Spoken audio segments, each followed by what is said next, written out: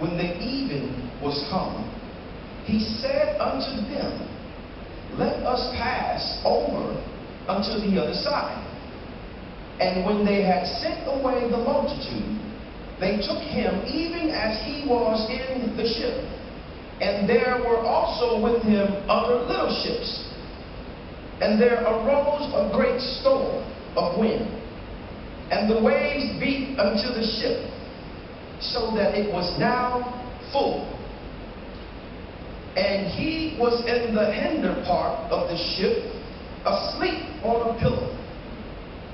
And they awake him, and say unto him, Master, carest thou not that we perish? And he arose and rebuked the wind, and said unto the sea, Peace, be still. And the wind ceased, and there was a great calm. And he said unto them, Why are ye so fearful? How is it that you have no faith? And they feared him exceedingly. And they said one to another, What manner of man is this, that even the wind and the sea obey him? You may have your seats. May the Lord have a blessing to the readers, hearers, and doers of his word. And let us all say, Amen. Amen. Where is that mic you have, brother? Because James don't believe me. I told him I was excited. She's got it. James don't believe me. I told him I was excited, man. He didn't understand that. We're gonna march on until they get it, because I don't want to mess up the decibels and the ears and all that, because God dealt with me before I have to give it to you, so it was good to me. And you all know how I do. If you were here last week, I'm going to give you the backdrop on why we got to Mark chapter 4. And so in chapter 1, we'll find that Jesus was in the synagogues in Capernaum. Keep this in mind. He's in the synagogue in Capernaum teaching. For he was teaching as one with authority. This is in chapter 1. He cast out unclean spirits in the synagogue, and he healed Simon's mother-in-law, who had a fever. He began to heal many with disease and those who had unclean spirits or devils. And he suffered the devils not to speak, because they knew who he was. See, we touched this last week on Satan being ignorant. But the devils knew who he was. And then he went to Galilee. Is it on? And outside of going to Galilee, he cast out devils there as well. And a leper came. And the leper, kneeling and humbling himself, went to Jesus and said, If thou wilt, make me clean. Yeah. And Jesus said, I will. But after the man was made clean, Jesus charged him. He received what he wanted. He received his healing. He was made whole. But Jesus told him, Go and tell no one. Show yourself to the priest and give that which Moses said. But he couldn't keep it to himself. All right. See, that was, couldn't keep it to yourself. That was the time when it's a bad thing. Because the master said, hush.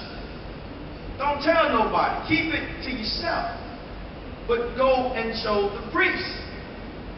So by him being disobedient to the word of God, the fame grew in the city. He could no longer into the city because everybody wanted to. All right now. And so he had to depart from there. That's chapter 1. In chapter 2, we move into Jesus goes back to Capernaum, leaves Galilee, and then the people open up the roof. This is when they let someone down who was sick and lost. And Jesus, seeing their faith, he said, You know what, man, you healed.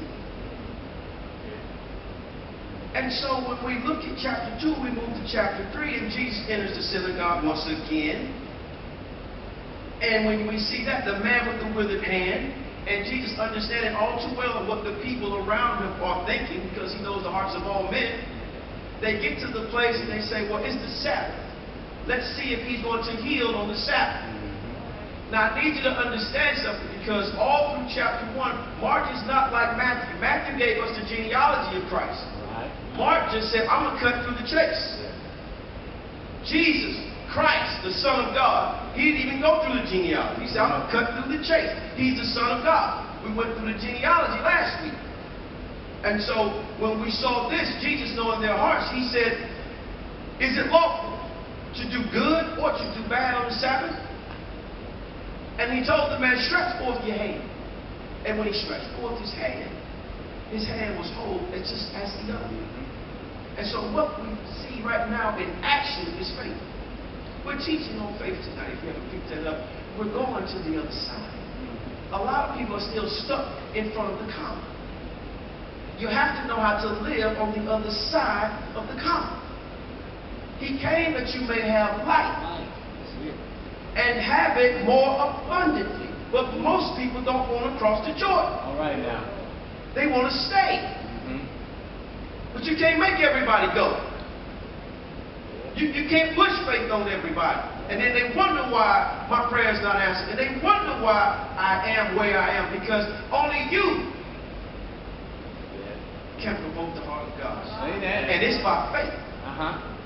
So that's chapter 3. We move into chapter 4, and he begins with the parable of the sower. And we all know this is the story about the sower. And he goes through all of that, which brings us right where we are today. On chapter 4, verse 35. I need you to understand that the disciples were with him every step of the way. The miracles were performed. Right? They were with him. And when he began to teach the parable of the sower, the multitudes had gathered. And once they gathered, it was so many that they had to put Jesus in the boat.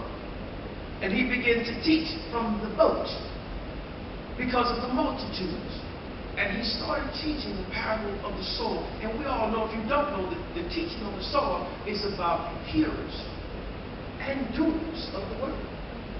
And you have the good ground, the stony ground, and you have the shallow. You have all of that. That deals with that, but that's not our message tonight. And so as we move into this, maintaining your faith in the storm is very important, because you will go through the storms of life. You're going to go through the storms of life, and you have to understand that as Jesus handpicked the disciples that God orchestrated and told him, choose that one, choose that one, choose that one. It was God directing Jesus. Jesus said, hey, I can of my own self do nothing. As I hear, I obey. We have too many people doing what they want to do because they can't hear. But that goes back to the parable of the sower. That's another message. We're not going to go there. See, in the verse of the passage of the scripture, we can see that many indications prove of the mood of panic. This is verse 35, chapter 4. We have people that are frightened, moved by any little thing that happens. You know, we have folks that jump from spiders and all types of insects, but that's okay. But they're easily swayed. They start out in faith, and then they end up in foolishness. And so we see this, but instead of running to God, shaking our fist at God, saying, Master, carest thou not? Bringing our despair and distress to him, maybe, just maybe, we should sit and receive the calm of the Father. Just maybe. In many tragic ways, we have become like the first disciples, afraid to rely on Jesus. The motives, the miracles that he performed, we still don't want to rely on Jesus, even today. We call them good time believers. As long as everything is good, I'm okay. But the moment something hits, that goes my faith. And so God is saying, I need you all the time not sometime. And this is where we have to move into. We have to give God what is first, not that which is last. We have to give God our very best, not something that's left over. God does not accept leftovers. Amen. And the thing now is, we're giving God what's left. And God is saying, you can keep it. I don't want it. The question now rests on when Jesus comes, will he find faith on the earth? There was something Jesus needed to do. This is why he told the disciples, let us. He didn't leave them out. He could have went over there by himself. He could have walked on water. He's done it before. But he said, let us go to the other side.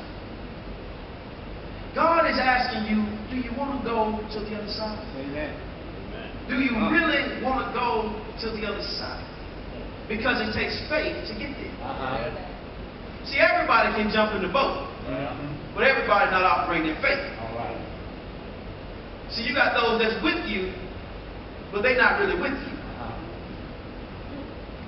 Folks just with you because of the resources you can supply. Then you have folks that's with you because they don't know where else to go. Everybody not with you. And so Jesus said, let us go unto the other side. And so why? Because there was a purpose on the other side. See, the reason for the storm, it is the resistance of the devil because of what God has for you on the other side. I always like telling people, don't give up, because your blessing is right around the corner. See, too many of us give up and cop out and just quit. And God is saying, we're cheering for you. All of heaven, the host of heaven is cheering for you, and you quit on it. But your blessing is right around the corner. And as soon as you give up, you got to start all over. You got to start all over again. And so we're looking at Matthew 4 and 35. The reason for the storm is the resistance of the move of God. God's on the move. Just when you think nothing's happening, something's happening. God is on the move. And so when we look at this, we understand that in order to meet resistance, you have to have persistent faith. In order to do this, you got to have persistent faith. I'm trying to slow down because God knows I'm about to take off. But you have to have persistent faith. See, in Luke 18, y'all can write these down because we're not going to flip them. Luke 18, verse 1 to 8. There was an unjust king. He didn't fear God. He had no regards for man. And there was a little widow woman, and she kept coming. And she said, I want you to avenge me. And he ignored her. And then he got to the point that when he got alone by himself, he said within himself, I got to avenge this woman. I don't fear God. I don't even have any regard for mankind. But because this woman keeps coming, asking me the same thing over and over again, she wearied me, which means she's wearing me out. She had persistent faith. How many of us are willing to ask God for something and then hang in there for it? Amen. Wait till your change comes. But we can't do it. We don't want to do it because I like to say, I want to isn't safe. A lot of folks want stuff, but they want to. I don't want to. God said, I don't care about your wants. I gave you a commandment. God never gives suggestions. He gives commandments. So let's look at Hebrews chapter 10, verse 35. Let's turn there. I got to give you some scripture because then you think I'm just giving you a history lesson. So let's go to Hebrews real quick. I keep telling you, we got to go. I'm trying to run. Hebrews 10. Say amen when you're there. Because I got something I need to tell you the Lord is saying. Are we there? I'm still your pages for it. It says, cast not away therefore your confidence, which have great recompense of reward. For you have need of patience. For ye have need of patience, that after ye have done the will of God, you might receive the promise. First, you got to do the will of God. Yeah. In order to receive the promise. Yeah. Folks want the promise, but don't want to do the will. That after ye have done the will of God, you shall receive the promise. Yet for a little while, and he that shall come will not tarry. God doesn't sleep nor slumber. You better say that. He's always on time. I heard someone say, well, he's always in the nick. I don't know what the nick of time is, but he's always on time. And so it says, yet for a little while. That means your trouble. That means your storm is only what? For a little while. You have to understand this. And so when we sit here, Jesus will come.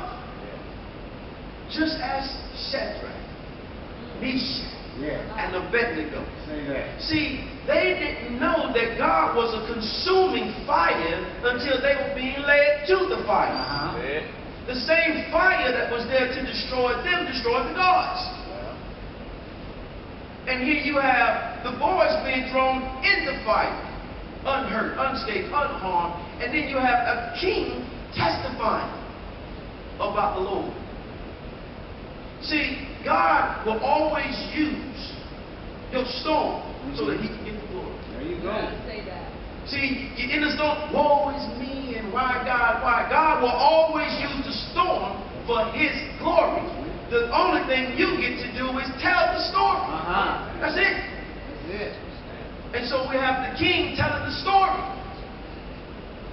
To where he said, I know I threw 3 men in there, but I see another one and he looks like the Son of God.